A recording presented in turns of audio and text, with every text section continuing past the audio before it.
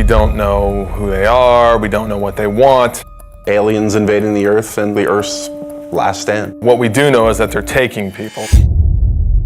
It's basically not a remake, but a reimagining of the original XCOM game. Well, core principles from the original that we wanted to build on was basically everything. XCOM is about Earth being threatened by an unknown enemy. The world bonds together and they form an elite military organization, the most elite in the history of the world, and that's where the player comes in. They are the commander of this organization. I think we were all fans of the original, working for Firaxis, we're all fans of squad-based, turn-based strategy, so I've played just about every turn-based strategy game out there. I think we all had a lot of ideas and things that we wanted to do and things we liked about all of the games that we played in the past.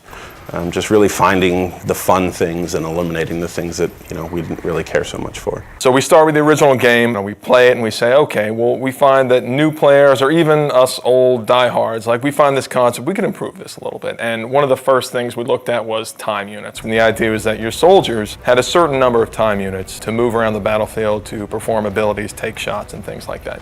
And actually it worked great in the sense that you had this resource that you were hoarding and that you had to be careful, because when you spent too many, you could find yourself exposed and in dangerous situations. So there's this great risk-reward mechanic.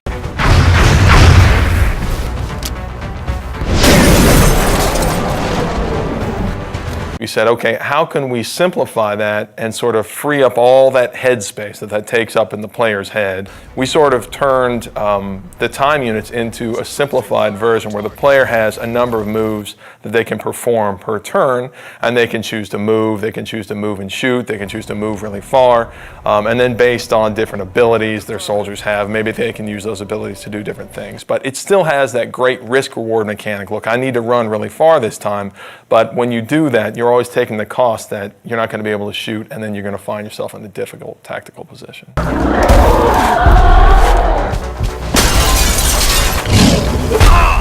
The other big thing I think that we did was we added cover to the game. Now tactically you have a lot more important decisions to make based off of being in low cover and high cover, flanking aliens. So in some ways we feel like we made the game more tactical. One of the advantages I think we have as a turn-based game is that we can move the camera around wherever we want.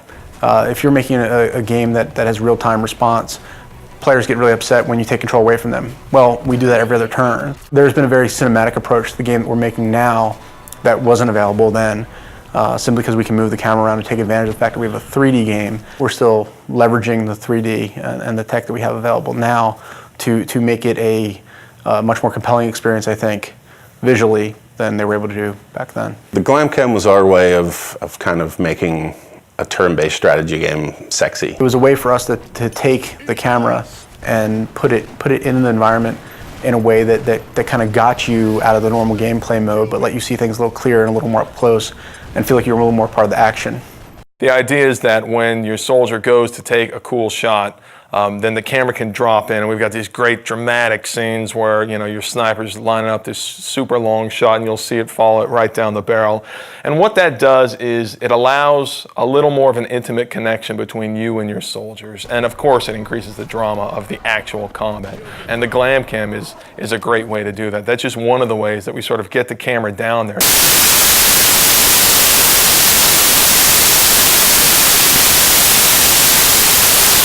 It was a really unique challenge for us to design.